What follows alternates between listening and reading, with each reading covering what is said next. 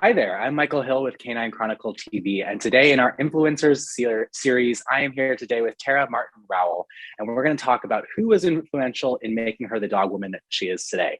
How are you, Tara? I'm good. How are you? I am great. So let's start at the beginning. Who do you remember as an early influence in your time at dogs? Well, everybody knows I'm second generation, and I started showing dogs when I was 6. I walked in the ring with my first Maltese, and my mother, I would say, has to be the number one influencer at that point because without her, I would not have even been at the dog show. Um, Sure. my You had first no time, choice. right? And I can remember this is back in the 70s, and so this is before your time, but many people will remember our mothers would make us clothes from these patterns that were, like whatever the fashion was at the time. But there was a lot of that went on. And my mother made me 2 suits, one gray suit and one black suit. So I had these 2 suits that I wore, in the very beginning that Yeah. I for about maybe 6 months till I grew out of them. And then we had more Wow. suits, but I started out, very first time in the ring wearing a black suit. So Nice dark color to show off the white Maltese. I like the right. strategy there. Yep, that was always the goal. And I almost beat her that day. So it's kind of funny. We laugh about it Ooh. still. So you were And the first, competitive from the beginning. yeah, the first judge I showed to was Mrs. Ann Rogers Clark. And it's interesting because while we were never like on the phone, ever talking type of friends, she always kind of gave me like little points and things along the way because she remembers the first time that I had walked into her ring. And, I Wow. haven't grown very much since then, but I was actually pretty short at 6. And here's this tall, very well Right. respected, which I already knew at that age, even at my age, that she was a very well respected judge. You could just tell the air that she had about her. And she always gave me advice about being a woman in this Mm. dog world. Back then, up until really the most recently, maybe the most recent of like late 80s, early 90s, really male handlers dominated our sport. We Sure. had some prominent female handlers, like Jane Forsyth and Ann Rogers Clark, people like that actually were powerhouses, as handlers throughout their time in the sport. But then there are people like my mother, I feel like, that came along and really tried to burst through that glass ceiling, Mm. and become a very, very competitive woman handler. And I learned a lot Yeah. from my mother through that time. When I was younger, we handled a lot of dogs, toy dogs. We had herding dogs. I showed in juniors, and I showed toy dogs and herding dogs in junior showmanship. I have Wow. showed Old English sheepdogs, Belgian sheepdogs in juniors, and then Maltese. So that was sort of my juniors thing. I was a top junior handler. And then my mother told me when we had a handler in Texas named Michael Kemp that was also very successful. He Yeah. went best in show at Westminster with Lacey, the Wire Fox Terrier, I believe in 1992 under Melbourne Downing. And my mother was actually in there because she had won the group with the Maltese that she handled that was the top winning Maltese of all time, Wow. named Henry. And she was in that best in show ring as well. And back then, of course, there was no reserve. So it was just the one. And, Michael had gone best in show. And I had always looked up to him, growing up. He would let me help him. They didn't really pay kids. You didn't get paid like they have all these assistants now. I never Right. got paid to be an assistant because I worked for my mother and my father, Mm. my stepfather. And so I never got paid, but what I learned, obviously through all those years was way more valuable than any money I could ever be paid for that. Yeah. You mentioned both your mother and Anne Rogers Clark talking about the role of like being a woman kind of breaking into that field. Do you remember any specific like points of wisdom or advice that they gave you at that time in your life where you were kind of just starting to get more competitive and Well, so veering what towards happened was, adulthood? as I got to be college age, I wanted to work for a handler, and my mother insisted that I go to college, which all of our family has gone to college. And I did what she said, and I got a degree and I got an education, which I think is very, very important for anybody in our sport as a young person. To get that education before you decide to be a handler. And that's advice that I was given. But then also when I decided to start handling, the best advice I got from any of my female mentors was just to be strong. be strong, stick to your values, stick to your ethics, don't let anybody push you around, don't let anybody throw you off your game. I've had many instances in my young handling career where I would have handlers try to throw me off my game, which didn't work because my mother taught me very differently. Yeah. And what was it like, that relationship with Michael, as you were kind of getting older and you were learning more from him? I learned a lot from him from afar. I never worked for him. But watching him when I was young, I learned a lot as a young person, just sitting and watching different handlers. Of course, I've lived in Texas my whole life, so my view was mostly the big Texas handlers. But my parents were typically always in the groups in Best in Show, and it was very beneficial for me to sit and watch that.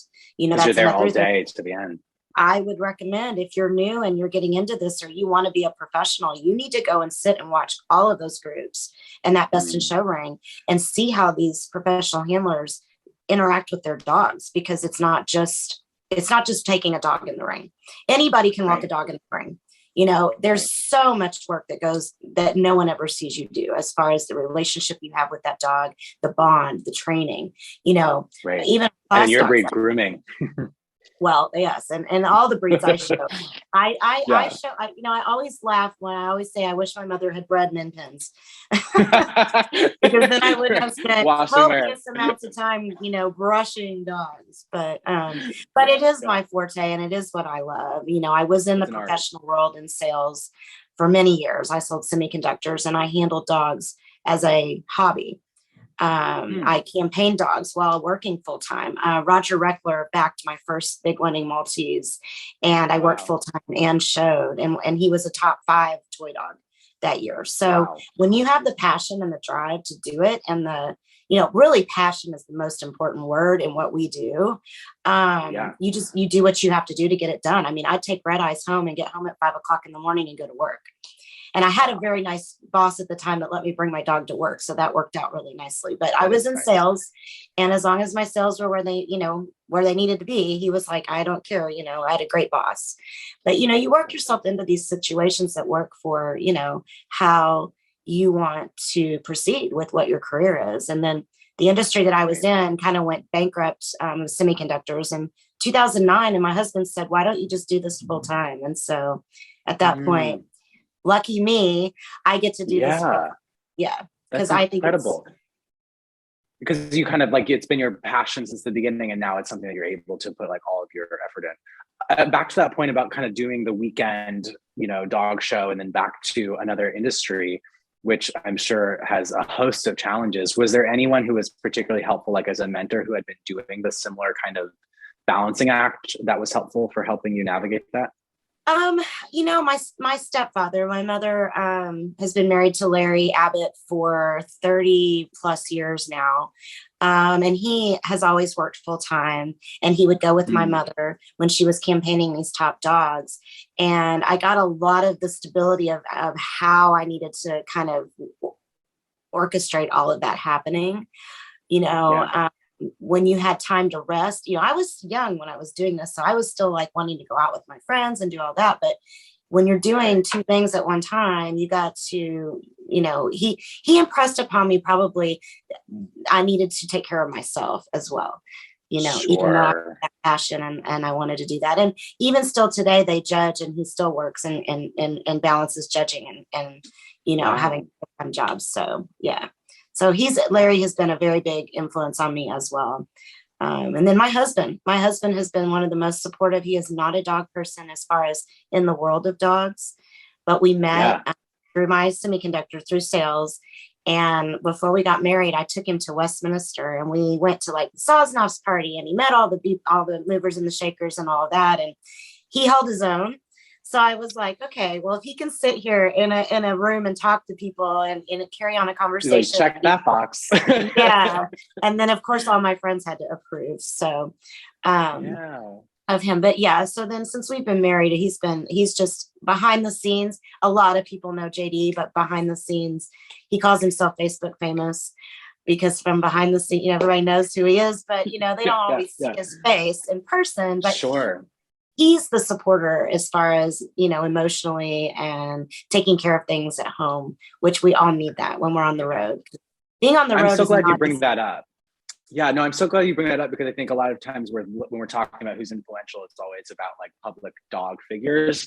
But I think that's such a great point, that there's the dogs and that competition side of things, but you ultimately are a very important factor, that your personal well-being and emotional, mental wellness is essential. And so someone like that who's able to support you while you're traveling on the road is invaluable. Was that something that he had to adapt to? Like, how did you guys kind of find the right groove for doing that? Well, when I first met JD, in addition to having a full-time job, he's in sales. He sells police technology, so he's pretty well versed with everything going on with the public safety and all of that all over the country. So that's a passion for him. But he also raced BMX. He was a BMX racer, yeah. So very athletic. On the weekends, he had his BMX races, and I'd be at the dog show, and so it just balanced out pretty well. I feel like, we're getting into probably a whole nother topic, but I feel like if you're going to find somebody, if you show dogs and it's not someone in our sport, it has to be someone that also has a passion for something. Because I've dated people before I met JD, and it just didn't work because they didn't understand the passion. They didn't have a passion. Sure. Their passion was working for the weekend, basically, Sure. They didn't have, you got to find somebody that's got something that they're passionate about and, understand putting the effort into that. And JD has that. Now he's not racing BMX anymore. He's gotten a little older and injuries and things like that, but he does mountain bike and Peloton and all that. He's on his bike anytime he could be on his bike. So that's that's his passion. He does enjoy going to the dog shows, but he enjoys going more to like Westminster than he enjoys going to like Podunk, Iowa somewhere. A fairground. That's fair. That's really fair, like right? Sitting in a barn freezing, like we have to do many times. Yeah. No, I think that's such a great point, though, because I think that's a huge component to somebody's ability to sustain a career, that you don't get burned out and exhausted or injured, from trying to have too many irons in the fire and getting consumed essentially by your career. So I think that's a great point. I want to ask, do you have any, looking back on this progression and kind of the different elements of your career, especially for somebody who might not be born into dogs or is newer to dogs or looking at kind of like how to set them up for success. I know you mentioned education is one thing you recommend. What other advice might you have for somebody in that position to kind of set them up for a long-term successful career in dogs? I was thinking about this earlier and I kind of had to laugh because, there's a lot of young people. We are very fortunate right now, I believe, in our sport that I feel like there's a lot of young people that are wanting to get involved.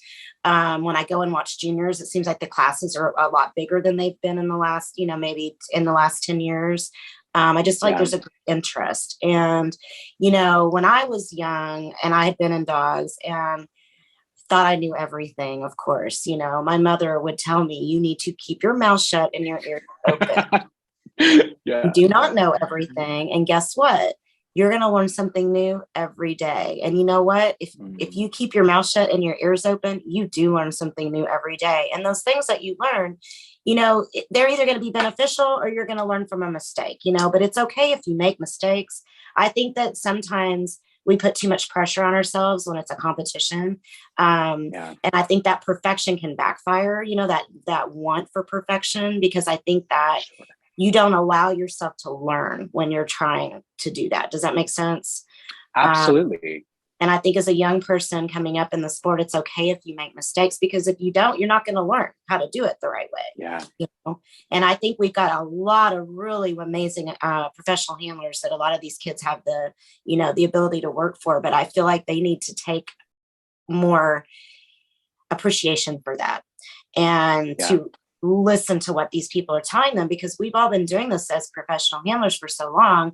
Again, we're still learning something new every day, but we've been through some of the worst things, that we can guide them. So I just feel like that's one thing. And then I also just think to have the tenacity and never give up, I think those are very important, because when you're in a competition and you're learning and you may not have the best dog or you may not have the best handling skills yet, practice makes perfect, and you will eventually.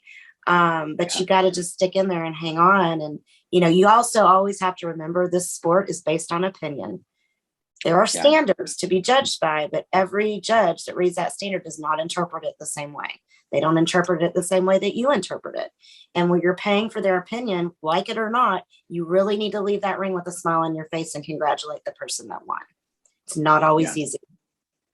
It is not always something easy. You have to actively work at sometimes. You do. Yeah. But I think that's that judge's ring. And I think your impression to that judge is very important, especially as a young person who's trying to develop their reputation in the sport. Yeah, you're really investing in how you are perceived by the rest of the dog world when you're there in a public situation like that. And it is official. It really is. As somebody who's grown up in the sport, I can tell you, it's not easy when you've got 9,000 eyes looking at every single thing you're doing. It becomes difficult sometimes, but these are things that all of us have been through, that if the people that are younger that are coming into the sport just would, ask, or if they have an issue like that, talk to somebody that they respect and look up to help them navigate, the emotions and the, however they feel like they need to process whatever's happening to them. Yeah. And back to your point earlier about even if they're not a paid assistant or, living or working with someone, even just like when you were there through Best in Show because of your parents, like just being there present with those high level handlers at the end of the day is a great resource too, as well. You just learn so much by sitting outside the ring. I develop, a lot of people say I show just like my mother, and I probably do because she's my mother, DNA. Sure, but I picked up a lot of my handling tricks just from sitting and watching all these handlers, on a daily basis, and I, even today, if I have a dog that I'm showing that I'm like, I'm not really getting in their head for some reason, and I'm trying to figure it out, going and watching someone else, and trying something, else, even at my skill and my age at this point, still learning. You're still learning because every dog is different. It's just like every person is different, Yeah. But that's what also I think is like, it's such a great point to bring that up, because that's what makes a long career in this sport worthwhile, is that it keeps you engaged and it keeps you passionate and learning. If it was so easy that you were done at 20, you wouldn't be here still. Well, so we would be bored. If it was, if it was easy, we'd be bored. And if the outcome was the same every single day, we'd get bored, So it definitely is not a boring sport. Yeah. Well, it's clear that even though you were born into this, it's something that has truly added to your life and kind of colored who you are. So thank you so much for sharing with us today and sharing your advice for people who are getting into the sport as well. I really appreciate it. Yeah, you're welcome. Awesome. Well, have a great day, Tara. Thank you so much. Thank you. I'll talk to you soon.